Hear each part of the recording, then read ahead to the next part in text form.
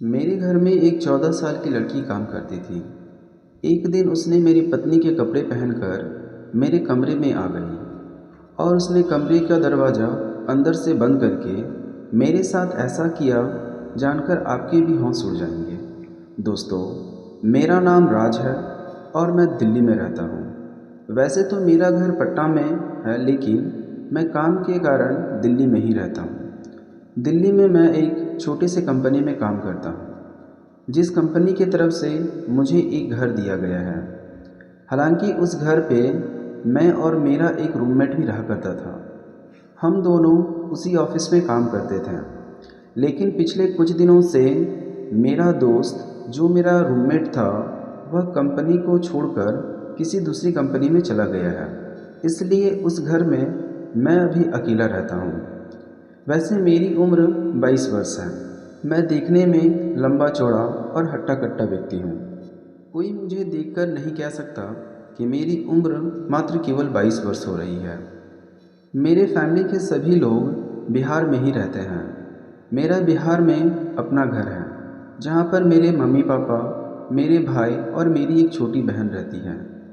Mummy papa और भाई बहन की देखभाल के लिए मुझे यहाँ से पैसे भेजने पड़ते हैं। मैं हर मंथ मुझे जो सैलरी मिलती है, मैं उसमें से कुछ हिस्सा रख कर अपनी फैमिली को बाकी भेज देता हूँ।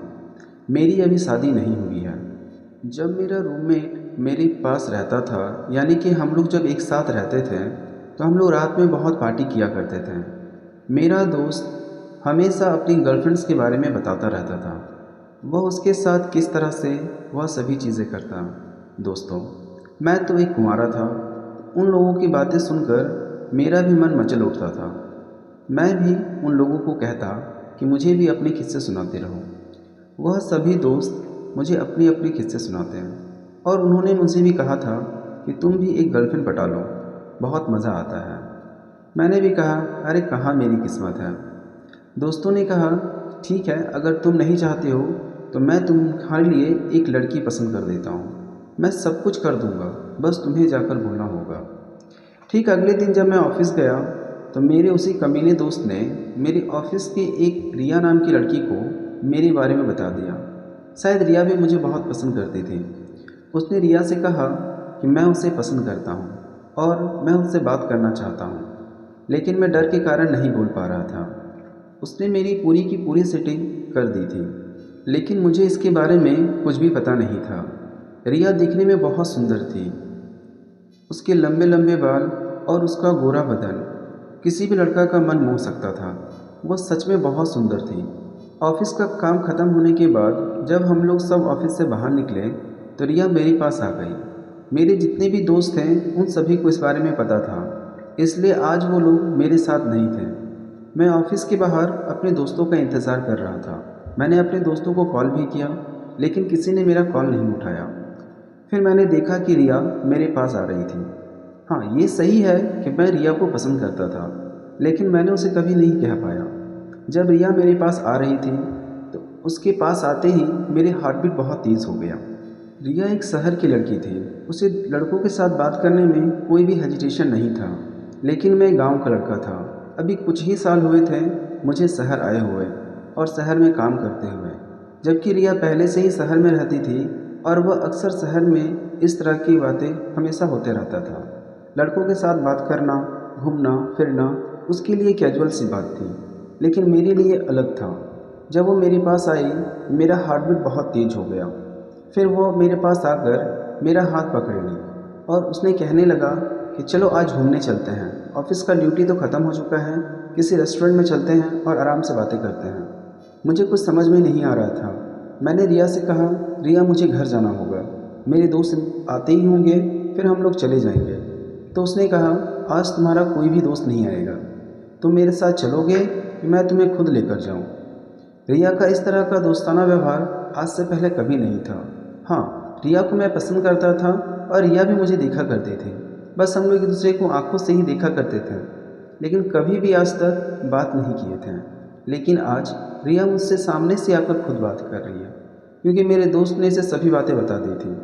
रिया मेरे साथ बहुत ही कंफर्टेबल फील कर रही थी। मैं भी कंफर्टेबल और खुशी फील कर रहा था, लेकिन थोड़ा डरा हुआ था। क्योंकि मेरा ये पहली बार था कि किसी लड़की के साथ मैं इस तरह से डेट पर जा रहा था। हम लोग एक रेस्टोरेंट पर गए जहाँ पर हम लोगों ने नाश्ता किया। फिर हम लोगों ने आइसक्रीम खाई। आइसक्रीम खाते हुए रिया ने मेरा हाथ पकड़ा और अपनी तरफ खींच लिया और उसने मेरे गालों पर एक किस किया। उसके किस करते ही मेरे पूरे शरीर में जैसे कि करंट सा दौड़ गया। मैं बहुत खुश था। फिर रिया से मीटिंग ख़त्म होने के बाद मैं घर पहुंचा। जैसे ही मैं अपने घर के गेट के पास पहुंचा, मैंने देखा वहाँ पे मेरे 2-3 दोस्त पड़े हुए थे। वह लोग उसमें से कोई नशा किया था तो कोई मेरे आने का इंतज़ार कर रहा था। जैसे ही मैं अंदर घुसा, उन्होंने कहा, कैसा रहा रिया के साथ डेट? इतना कहते ही मैं समझ चुका था कि आज रिया जो इस तरह से मेरे साथ बातें कर रही थी, शायद इसी लोग के कारण है। मैंने कहा, ये तुम ही लोग ने किया है? तो उसमें से मेरा एक दोस्त हंसने लगा, बोला, हाँ, हमने रिया से बात की और रिया तुम्हारे साथ जाने के लिए तैयार हो गई। मैं बहुत खुश था। अगले दिन जैसे ही मैं ऑफिस पहुंचा तो मैंने देखा कि रिया आज ऑफिस नहीं आई हुई थी। पिछले दिन जिस तरह से हुआ, मुझे लगा कि रिया मुझे प्यार करने लगी है। रिया अगले दिन नहीं आई थी। मैंने पूरा दिन खोजा रिया को, लेकिन नहीं मिली। अगले दिन आने पर मैंने पूछा कि रिया कहाँ गई थी, लेकिन रिया ने हमें कुछ भी नहीं बताया। ऑफिस ख़त्म होने के बाद फिर मैंने रिया को खोजा, लेकिन रिया मेरे साथ बात करने को लिए तैयार नहीं थी। जैसे मैं ऑफिस से घर आ रहा था तो मैंने देखा जिस रेस्टोरेंट पे रिया और मैंने एक साथ डेट अटेंड किया था, उसी जगह पर रिया किसी दूसरे लड़के के साथ है और वो ठीक उसी तरह से है जिस तरह से वो मेरे साथ थी।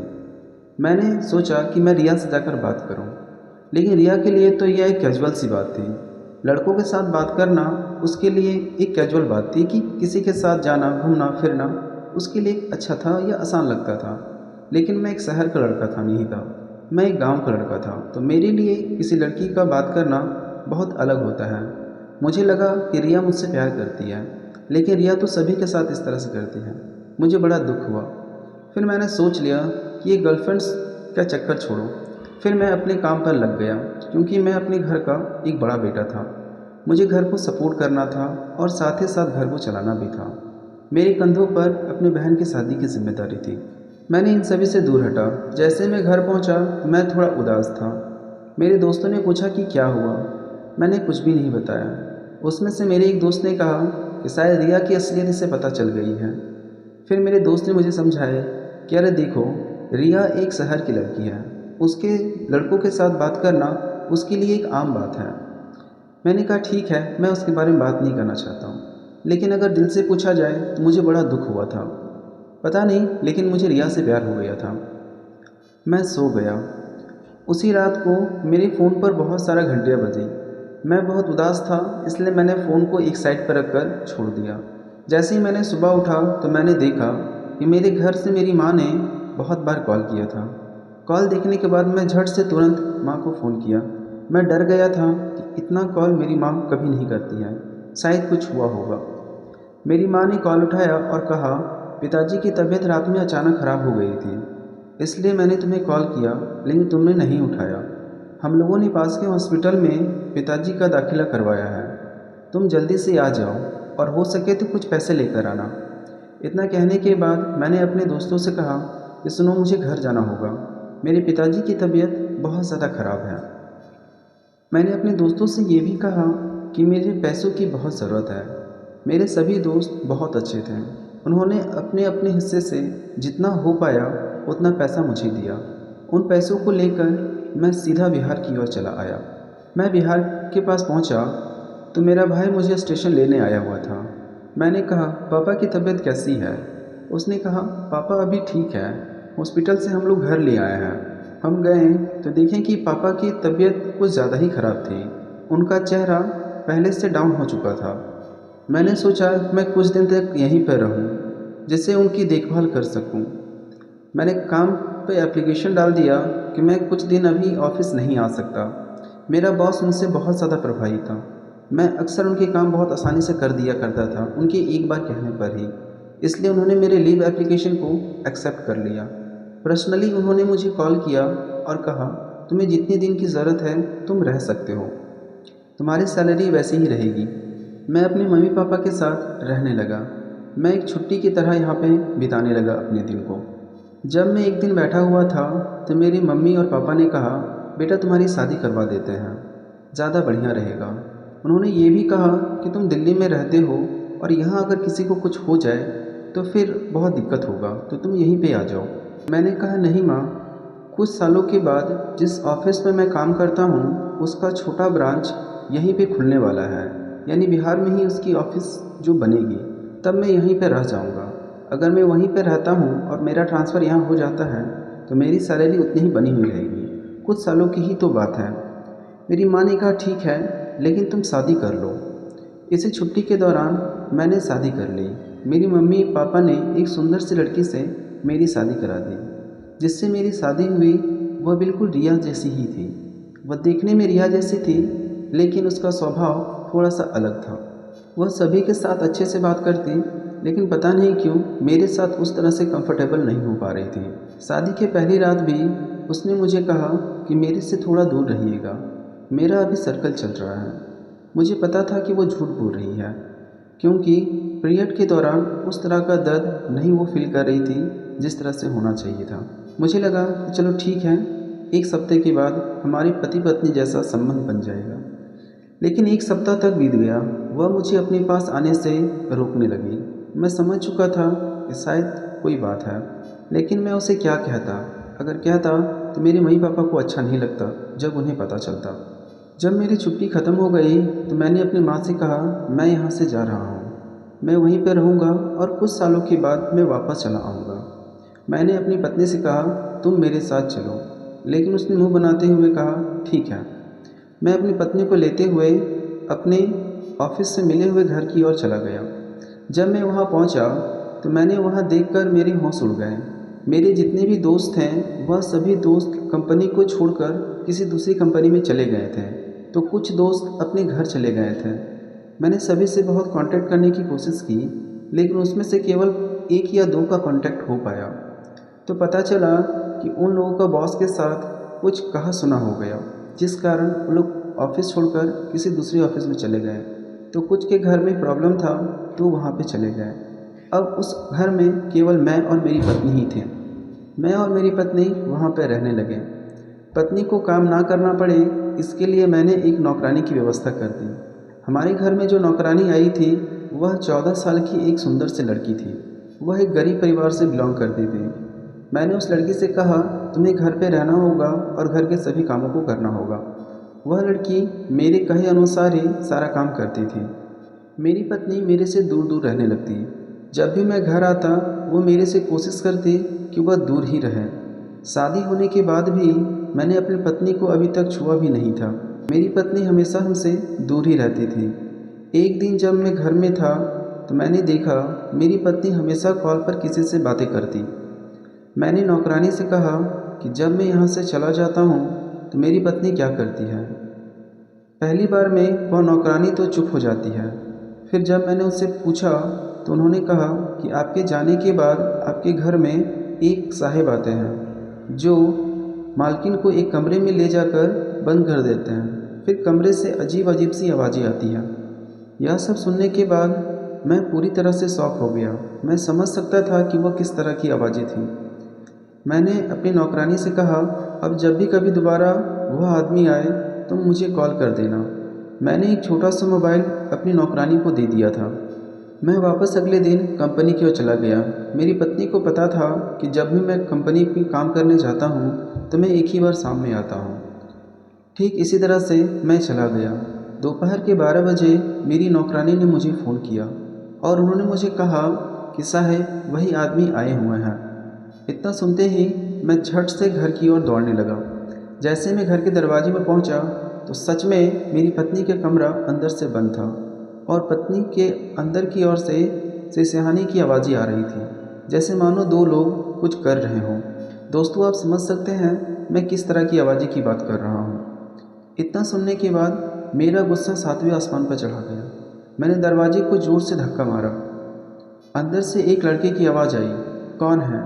उसे लगा कि वो नौकरानी है तो वह उसे गाली देते हुए उसका मुंह बंद करा दिया। तो मैंने ज़ोर से चिल्लाते हुए कहा, बाहर निकलो, कौन है? मेरा आवाज़ सुनते ही वो दोनों डर गए। मेरे कई बार बोलने से उन लोगों ने दरवाज़ा नहीं खोला। तो मैंने झट से दरवाज़ा खोला और अंदर घुस गया तो मैंने देखा मेरी पत्नी बिना कपड़ों के उस आदमी के साथ बैठी हुई है। मैं समझ सकता था कि अब क्या हुआ। मेरा गुस्सा 7वें आसमान पर था। पत्नी को इस तरह देखने के बाद हमसे रहा नहीं गया और मैंने पत्नी को एक झापड़ मार दी। फिर मेरी पत्नी का मुंह पहली बार खुला। उसने कहा, मैं आपको पहले से ही नहीं पसंद करती थी। मैं इससे पसंद करती थी जो बिहार में ही मेरे साथ पढ़ा करता था, लेकिन मेरी शादी मेरे घर वालों ने तुमसे करा दी। मैं इसे पसंद करती हूँ। मुझे बहुत गुस्सा आया। मैंने उस लड़के को धमकी देकर कहा, तुम यहाँ से चले जाओ और दोबारा कभी मिलने आए तो मैं तुम्हें पुलिस के हवाले कर दूँगा। जबकि मैंने अपनी पत्नी से कहा, अगर तुम्हें ऐसी बात थी तो तुम्हें पहले ही बताना चाहिए था, तो मेरी ज़िंदगी बर्बाद नहीं होती। मैंने अपनी पत्नी को डरा धमका कर अपने पास रख लिया और उसे वहाँ से भेज दिया। उसी रात मैं सोया हुआ था। मुझे बहुत ज़ोरों का धक्का लगा था कि मेरी पत्नी आखिर गैर मर्द के साथ ऐसा कैसे कर सकती है। रात होते ही मैं पता नहीं कब टेरेस पे जाके सो गया। जब सुबह उठा तो मैंने देखा मेरी पत्नी मेरे कमरे में नहीं है और ना ही उसके कपड़े हैं। बगल में एक चिट्ठी रखा हुआ था जिसमें लिखा था कि वह घर छोड़कर जा रही है। मैं समझ सकता था और जान चुका था कि वह किसके साथ गई है। मैंने अपने घर में फ़ोन किया और उन्हें वह सभी बातें बता दी। मेरे घर वालों ने कहा, ऐसा तो नहीं हो सकना चाहिए था। उन्होंने मेरे सास ससुर को बताया। मेरे सास ससुर ने कह दिया कि हाँ, वो पहले एक लड़के से बात करती थी, लेकिन हमें उम्मीद नहीं थी कि वह इस तरह से करेगी। अब मैं बहुत उदास रहने लगा था। अब मैं घर जब भी आता तो नशे में आता था। मेरी नौकरानी मेरे घर का सभी काम कर दिया करती थी। जब मैं घर आता, घर के गेट के पास से मैं गिर जाता क्योंकि नशा बहुत ज़्यादा हो गया था। तो मेरी नौकरानी मेरी सेवा करती। इस तरह से करीबन 2 महीने बीत गए। मैंने देखा मेरी नौकरानी मेरी सेवा अच्छे से कर रही थी, इसलिए मैंने नौकरानी से कहा कि क्या तुम मुझसे शादी करोगे। तो मेरा इतना कहते ही वह शर्मा गई। मैंने उसके घर वालों को बुलाया और कहा, मैं आपकी बेटी से शादी करना चाहता हूँ। उसके घर वाले एक गरीब परिवार से संबंध रखते थे, इसलिए वो मान गए और मैंने अपनी नौकरानी से शादी कर ली। तो दोस्तों, कैसी लगी आपको यह कहानी हमें कमेंट सेक्शन में ज़रूर बताएं।